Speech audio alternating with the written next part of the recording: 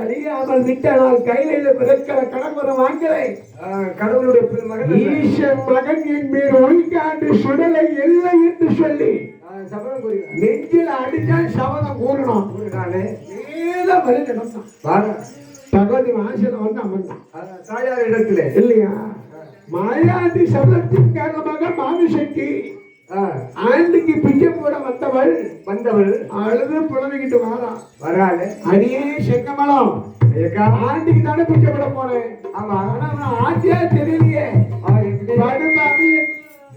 பாடுபாவி என்ன திட்டமா சிறையிலிருப்பேன் கருவழிப்பேன்னு சொல்லிட்டு போயிட்டாங்க. சபதப்பூர் போயிட்டாரு. அப்பேற்பட்ட வசனம் இருக்கலாமா?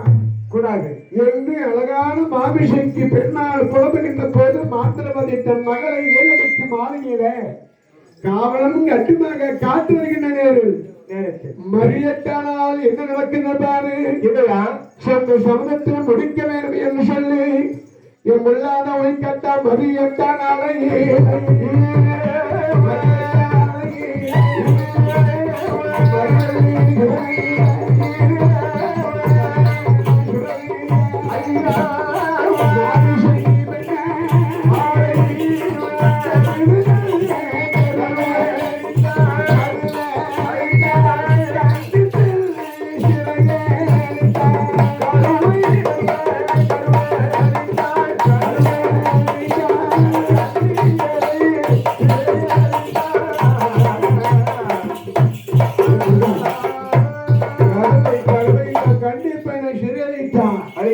உருவை ஒளித்தான் அழித்தானே.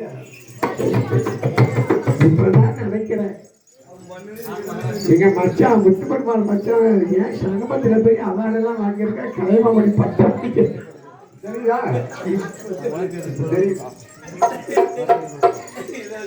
இதை வச்சுட்டான் இல்லையா? பரவாயில்ல இல்லையா?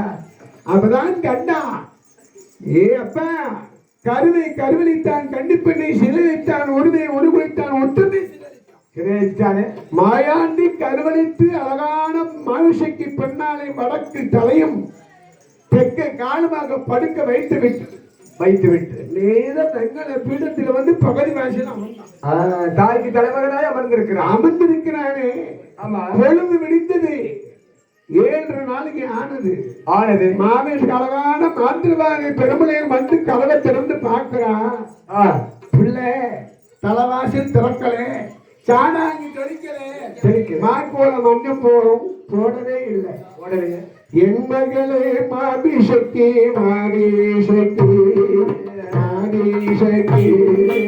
அப்பாவோட வார்த்தையது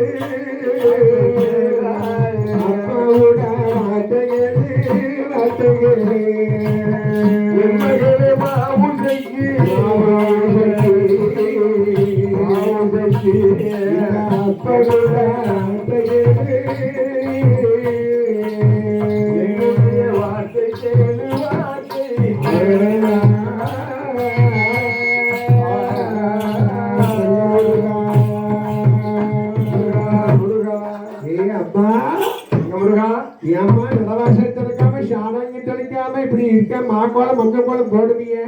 வாசல் தெளிக்கல, ஆசில அடைச்சி இருக்கு. என்னக்கா இதற்காக? அப்பதான் மானசிக்கு உரைத்தான்.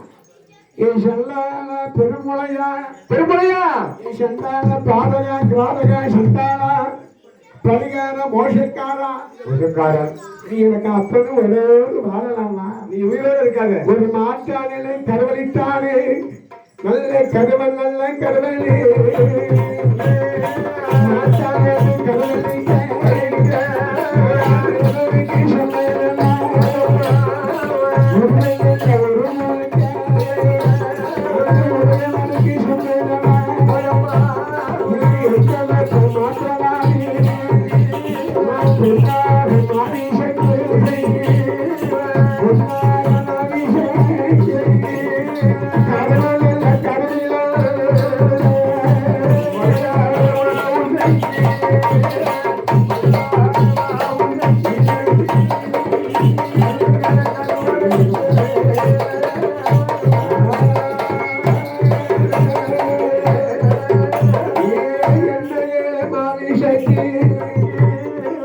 I'm